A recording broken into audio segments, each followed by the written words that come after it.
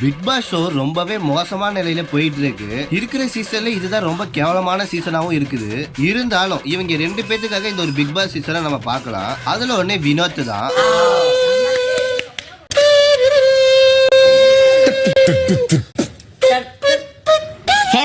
சூப்பரா பண்ற மேன். இன்னொரு பக்கம் திவாகர் பண்றதெல்லாம் பைத்தியக்காரத்தனமா இருந்தாலும் தலைவன் ஏதாவது பண்ணி என்டர்டைன்மெண்ட் பண்ணிட்டு தான் இருக்கான். என் வாழ்க்கையில ஒவ்வொரு நாளும்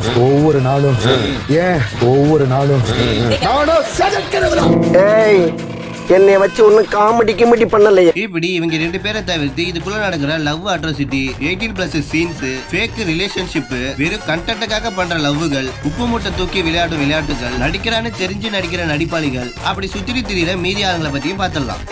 ஊர்ல உள்ள மொத்த பைத்தியமும் தங்களை பெரிய பிரபலம் நினைச்சுக்கிட்டு சேர்ந்து நம்ம உயிரை வாங்க வந்திருக்குதுங்க. துப்புச்சிக்கு பிக் பாஸ்.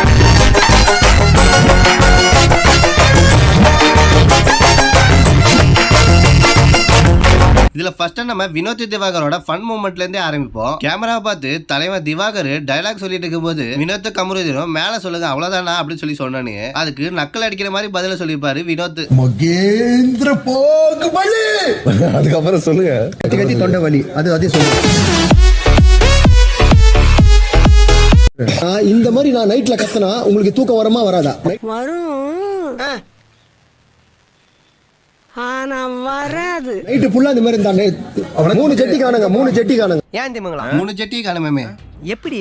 அதான் முதல்ல நானும் யோசிக்கிறேன். ஆனா எதுவும் வரமாட்டேன். இது 3 ஜட்டி எப்படி காணுங்கதா? இல்ல யோசனை. இந்த திவாகரையா வீட்டுல இருக்க பொண்ணுங்களுக்கு எல்லாம் லவ் டார்ச்சர் கொடுக்கறது மட்டும் இல்லாம அவங்க கைய பிடிச்சி இழுத்துக்கிட்டு உட்கார வச்சு ஜாலியா வைப் பண்ணணும்னு நினைக்கிறான் போல. அதே போலதான் அரோரா பின்னாடி சுத்திக்கிட்டே இருக்காப்ல. அதுவும் கையெல்லாம் பிடிச்சி இழுத்து உட்காரமா எங்கம்மா போற அப்படிங்கிற மாதிரி எல்லாம் கேக்குறான். லாஸ்ட் டமர் ஓகே டைம். ஈ கவுண்டர் க்ளோஸ்ல. சரி நான் குடிக்கிறேன். தங்கம் உட்காரு. எங்க போற கைய பிடிச்சிருக்காத. புடிங்க சார், அவனை ஆண்டி புடிச்சு ஜெயில போடுங்க சார். என்னோட ராஜதந்திரத்தை பாத்தீங்களா? நீ உட்காருங்க. டீ குடிக்க போணுங்க. சரி ஓகே. நம் ராஜதந்திரங்கள் அனைத்தும் வீணாகி விட்டதே. ஹவுஸில் ஒவ்வொரு பெண்களையாக கையை பிடித்து இழுத்து காதல் டார்ச்சர் செய்த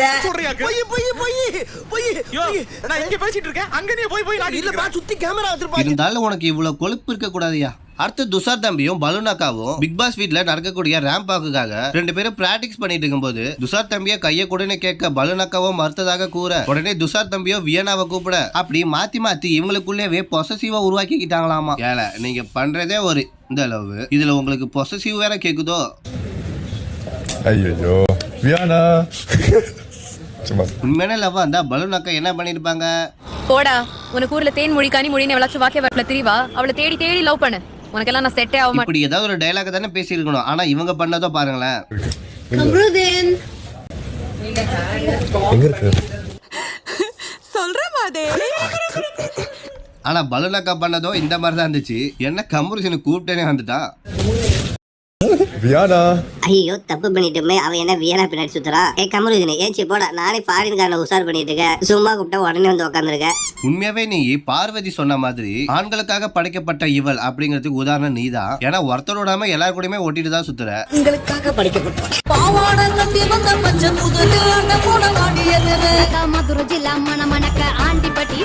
அடுத்தது கேம்ங்கிற பேர்ல இவங்க பண்ற வேலையெல்லாம் என்னங்க அநியாயம் அக்கிரமமா பண்ணிட்டு இருக்காங்க. ஏதோ பொண்ணுக்கு கிஸ் கொடுத்தா கூட நம்ம பாத்துலாங்க. ஆனா இவங்கள பாருங்க கேம்ங்கிற பேர்ல என்ன பண்ணிட்டு இருக்காங்கன்னு.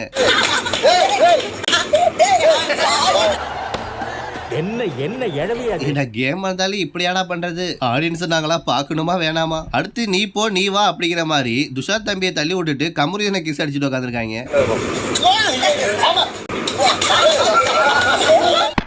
எல்லாம் மீறி போறீங்கடா. ஒவ்வொரு தோளுக்கு ஒரு தலை வரலாம்.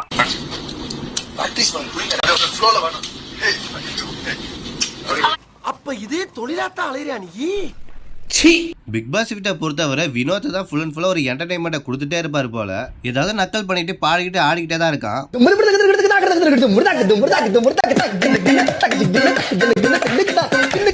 நீ செம்மையா பாரு, செம்மையா வைப் ஆகுது எங்களுக்குலாம். உனக்கு ஃபியூச்சர் இருக்கு.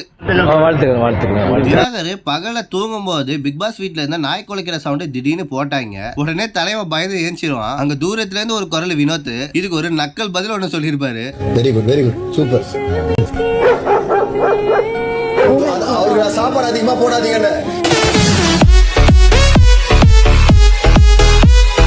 நெக்ஸ்ட் திவாகர் வழக்கம் போல கேமரா பார்த்து நடிக்கும் போது மிர்ச்சி சிவா மாதிரி சிரிக்காமலே காமெடி பண்ணுவார் வினோத். மச்சான் மச்சான் பைத்தியமா.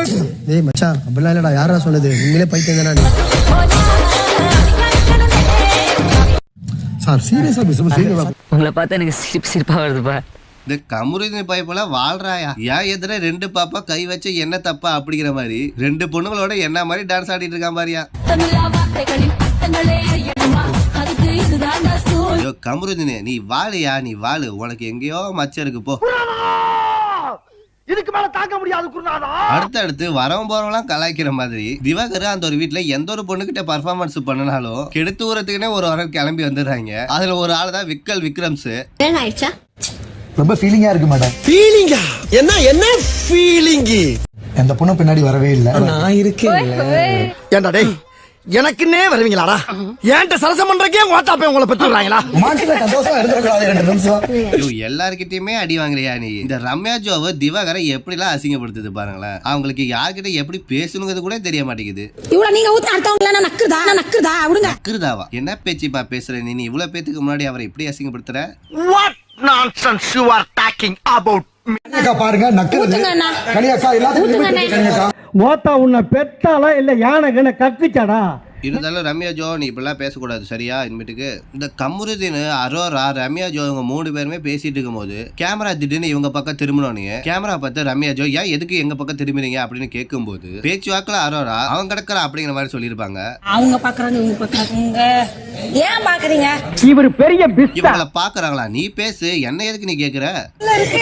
நீ பண்ணுனே அவங்க எடுக்கறாங்க பாருனே. பேசிட்டு இருக்கும்போது இடையில ஐயாவா வாடா வாடான்னு எதுவும் சொன்னியா?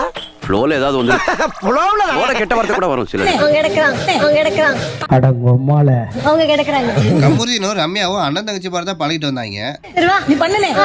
ஆனா கமருதீனுக்கும் இவன் ஃபேக்கா தான் நம்மள அண்ணன் சொல்லி கூப்பிடுறா அப்படிங்கிற மாதிரி தோணி இருக்கும் போல. அதை கேட்டோன்னே ரம்யாவுக்கு கோபம் பொத்துக்கிட்டு வந்திருக்கும். அவர் அண்ணன் கூப்பிட்டல என் செருப்பகல்ட்டி நான் எடுத்தேன். ஏய் என்ன சொன்னா? நீ சம்பந்தமே இல்லாம அண்ணன் கூப்பிட்ட தெரியுமா? என்னடி வாய்ஸ் இது?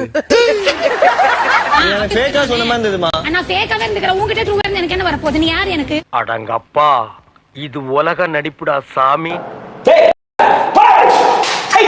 சம்பரி என்னடானா இந்த பக்கம் போயிட்டு இப்படி சொல்லிட்டு இருக்காரு, இன்னொரு பக்கம் விஜய் பாரு போய் அந்த பக்கம் அப்படி சொல்லிட்டு இருக்கு. இவங்க 2 பேர் சொல்றது யாரு நம்புறதுனே தெரியல.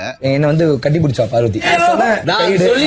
நீ இங்க இப்படி சொல்ற, அங்க விஜய் பார்வை பாரு. அப்படியே நான் வந்து இப்படி இது பிடிச்சதுக்கு கட்டி பிடிச்சது அப்படின்னா ஏன்டா எனக்கு என்ன ஆசையாடா உங்களை கட்டி பிடிச்சு விளையாட? யார நம்பர்னே தெரியலடா.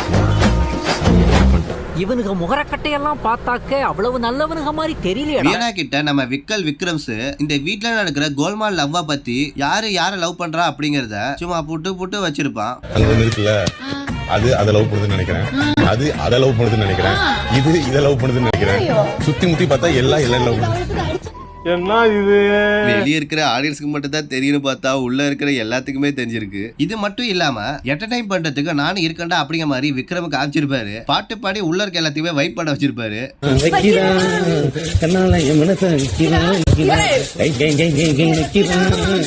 எஸ்ஐ சார், ஐயோ இங்க பாருங்க சார், ஒரே பைத்தியங்களா இருக்கு sir. Sir SI sir, SI. நெக்ஸ்டா லிப்டிக் விஷயத்துல திவாகருக்கு ஒரு திருப்புமுனை ஒண்ணு கிடைச்சிருக்கும். அந்த லிப்டிக் யாருன்னு சபரி வந்து சொன்னதோ நம்ம திவாகருக்கு ஹார்ட் அட்டாக்கே வந்துடும். தொடங்க சார், அட்டாச் இருக்கு.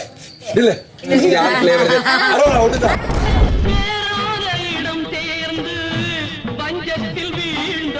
இந்த மெய்யழகன் வினோத் திவாகர் தான் வேற லெவல்ல பண்ணிட்டு இருக்காங்க. வினோத் திவாகரை ஒரு சீன் நடிக்க சொல்லி அவரே பாட்டு பாடி நடிக்க வச்சிருப்பாரு. அதுல திவாகரோட இது ஒரு நடிப்பை பாருங்களா, எனக்கே டச்சிங் ஆயிடுச்சு. ஆக்ஷன். சோல பைங்கிலியே தவிக்க விட்டு வந்த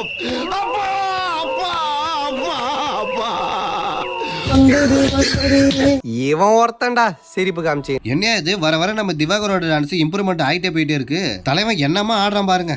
பட்டியா கிளப்புங்க. வெரி குட் கலக்குங்க சார், கலக்குங்க. பைடா. நெக்ஸ்ட் கமருதீன் அவருடைய வாழ்க்கையில நடந்த ஒரு லவ் ஸ்டோரியை பத்தி சொல்லியிருந்திருப்பாப்ல. அப்படி சொல்லிட்டு இருக்கும்போது ஆதிரை இடையில குறுக்கால ஏதோ பேசிட்டே இருக்காங்க. ஒருவேளை அவர் சொல்ற அந்த ஒரு லவ் ஸ்டோரியோட பொண்ணு இவங்க தான் இருக்குமோ அப்படின்னு சொல்லிட்டு சந்தேகப்பட வச்சிருக்கு. அப்போ வந்து எனக்கு ஒரு லவ் வந்தது, டேட் பண்ணோம். எனக்கு தேவையில்லாதது அப்படின்னு தானே சொல்றீங்க. அப்போ கன்ஃபார்ம் தானா நீங்க தான் அந்த பொண்ணா? அவங்க பாப்பாங்கன்னு நினைக்கிறேன்.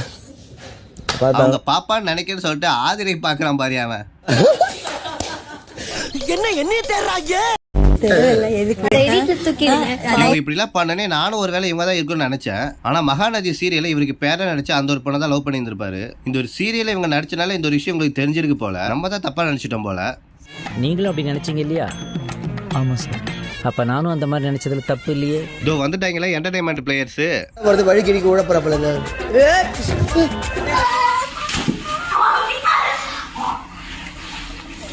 பாத்ரூம் போயிட்டு வந்தீங்களா இல்லையா? அம்மிக்கு தான் எடுக்கணும் போல. ஒரு வீடியோ போட்டேன்னா பாருங்க எவ்வளவு ஃபீமேல் ஃப்ரெண்ட்ஸ் எவ்வளவு சாட்ஸ். யாரையும் கல்யாணம் பண்ணிக்காம என்ன பண்றதுக்கு கொரட்டை விட்டா எப்படி? ஆனா இவங்க ரெண்டு பேரும் என்னதான் சண்டை போட்டுக்கிட்டாலும் திட்டிக்கிட்டாலும் ரெண்டு பேரும் நல்லா ஜாலியா தான் இருக்காங்க.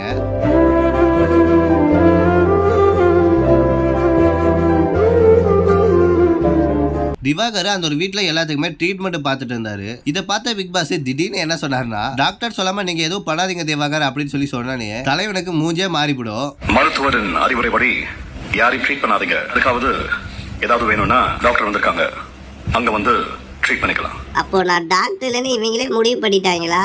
நான் டாக்டர் தான், யாராவது நம்புங்க. I am Paul. டாக்டர் புட்டி பால். இந்த கமுருதீனை பிக் பாஸ் வீட்டுக்குள்ள வந்ததே லவ் கண்டெக்ட் பண்றதுக்கு தான் போலயே. ஏதாவது ஒரு பொண்ணு கிடைச்சதானே அங்கேயும் எங்கேயும் சுத்திட்டே தான் இருக்காப்ல. ஒரே நேரத்துல ரெண்டு புள்ளைய கரெக்ட் பண்ணிட்டு இருக்கான். அதுவும் அவங்க ரெண்டு பேத்துக்கு முன்னாடியே. அதுங்கள கூச்சமே இல்லாம எப்படி எல்லாம் பேசுது பாருங்களேன். அதான் மனசுல இருக்கதான வாய். இட்லியா தோசையா? இதுல வந்து டே ஷிஃப்ட் நைட் ஷிஃப்ட் யாருன்னு கேளு. டே ஷிஃப்ட் யாரு நைட் ஷிஃப்ட் யாரா? என்னையா நீங்க இப்படி எல்லாம் பேசிட்டு இருக்கீங்க? அது மட்டும் டிசைட் பண்ணி சொல்றேன். என் வாழ்க்கையில இன்னும் நான் எல்லா குடும்பங்களை பார்க்கணும்னு இருக்கும் எனக்கே தெரியல. இப்படி பிக் பாஸ் வீட்ல இவ்வளவு கேவலமான விஷயம் எல்லாம் நடந்துகிட்டு தான் இருக்கு. இதுல நிறைய பேர் இந்த நிகழ்ச்சியை தடை பண்ண சொல்லிட்டு இருக்காங்க. சரி, நீங்க பிக் பாஸ் பத்தி என்ன நினைக்கிறீங்கன்னு சொல்லிட்டு கமெண்ட் பாக்ஸ்ல கமெண்ட் பண்ணிட்டு வீடியோ பிடிச்சிருந்தா லைக் பண்ணி சப்ஸ்கிரைப் பண்ணிருங்க.